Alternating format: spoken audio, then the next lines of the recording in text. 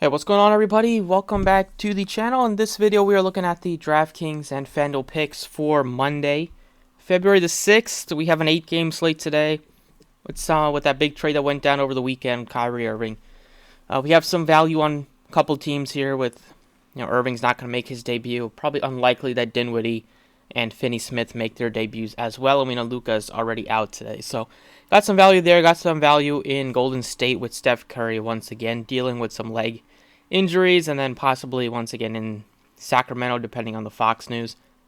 But let's get started. As always, if you enjoy the videos, appreciate it if the like button, subscribe if you have not already. Starting at the point guard position, there's at the top end, I like SGA. He's 10-7, coming off one of his better games of the season. He's had a couple of big games, but scoring 42 points, being that efficient from the floor. Even gave you 5 defensive stats, 14 of 15 from the free throw line. He did it all. The matchup is good against Golden State. It should be high scoring. He's done well against them. Last couple times he faced them earlier this year, 31 points. Damian Lillard at 10-6 gets a matchup against the Bucks. He's going to be looking to score a lot. Recently scored a ton. There's Nurkic is still out, and he's just been more aggressive, playing big minutes, 40 plus in 3 straight games, and he's always going to take 20 shots. He's taken 10 plus threes in 4 straight games. The Bucks, they let teams shoot and score a lot of threes, and Lillard's at home where he's done a little bit better this year. It's also a very strong play, but there's some value that you can look to. First guy that sticks out is $6,200 Jordan Poole. We've seen him a lot this year without Steph Curry. He's typically been way more expensive than this, so we're getting a value on his price tag. He's going to be looking at playing mid-30s in minutes. Gives you some rebounds and assists, but probably he's been averaging over 20 points on the season, and without Curry, that average goes up by a few.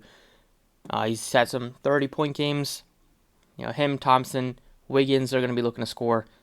At least Poole and Clay are going to shoot a ton of threes. At shooting guard, your top-end guys, Paul George, 89, he looks fine, but probably a spot where you can go down if you wanted to. In Dallas, you're going to get some value there just with no Luka, no Kyrie, possibly no Christian Wood, so we'll see if he's able to make his return. But before we get there, $5,000 for Cam Thomas looks good. We saw what he did off the bench, putting up 44 in 29 minutes, leading them to a great comeback victory against the Wizards. We know that Simmons is questionable, so we'll see if he's able to be back today. If not, you're going to see good minutes out of Cam Thomas. If they keep him on the bench, or keep him coming in off the bench, it's fine. He's still going to see good minutes. If he's starting, then maybe you can expect him to play mid-30s in minutes, but there's just not too many guys that will look to shoot as much as Thomas, especially with Seth Curry still being out. And if Simmons is in, then he's not going to shoot. So I like Thomas at 5K. You're probably going to get 6x to more value out of him. Moving on to small forward, 11K for Tatum. Probably can do better price wise. I think Brown looks better at 87. DeRozan going up against the Spurs, one of his former teams. That looks pretty good. But going in the 5K range, I like getting to Andrew Wiggins. He's only $5,800. Yes, been kind of quiet since he's been back from injury. He's not doing a whole lot, not asked to do a whole lot, but we'll have to do a little bit more without Curry, at least to keep the Warriors alive in the Western Conference playoff standings. You don't want to see them fall without Curry after all the work that he did over the last couple weeks since he's been back.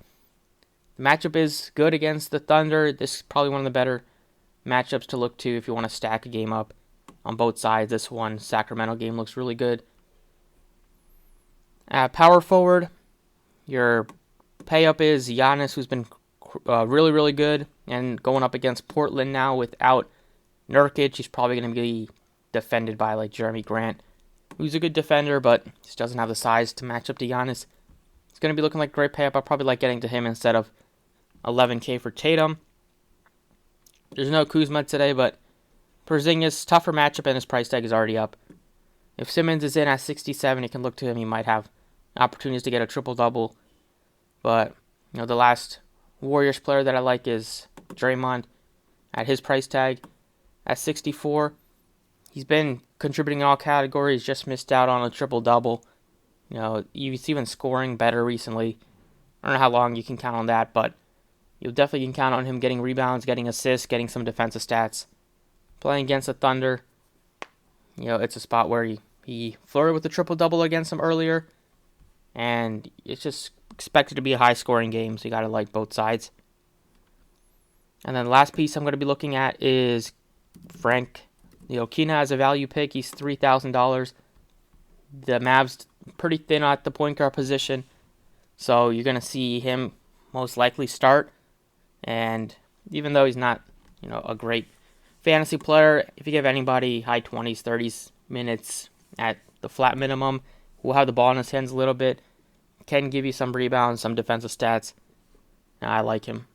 He's not a good shooter at all, but we just need him to kind of do a little bit of everything: rebounds, assist, some defensive stats. If he scores 8 to 10 points, you'll be happy with that.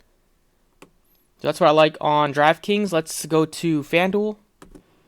All right, on FanDuel, pretty similar with the picks. Have Jordan Poole at $7,400, a little more expensive. The Warriors are on FanDuel, but they're still great plays. I like him. The two 10K guys, SGA and Lillard, they both look good, and then you still have a flat minimum. Frank Ntilikina, if you wanted to go there. Shooting guard went to Cam Thomas, 6K, so he's $1,000 more expensive, but they're at home. He's going to be asked to do a lot of scoring.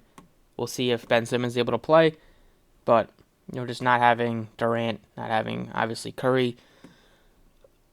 Kyrie Irving's now a Dallas Mavericks. There's just going to be a lot of opportunities, a lot of shots to be had, and not too many guys that want to shoot them. Small forward Tim Hardaway Jr. at 52. He's going to be looking to score as much as he can. I like him on DraftKings as well, but especially 52 on FanDuel looks really good. Not having Dinwiddie, not having Luka, potentially not having Christian Wood. Andrew Wiggins, 63s, power forward and small forward eligible, so pretty easy to get into your lineups. Good price tag. That's all. I like him maybe a little better than Draymond on FanDuel, 74.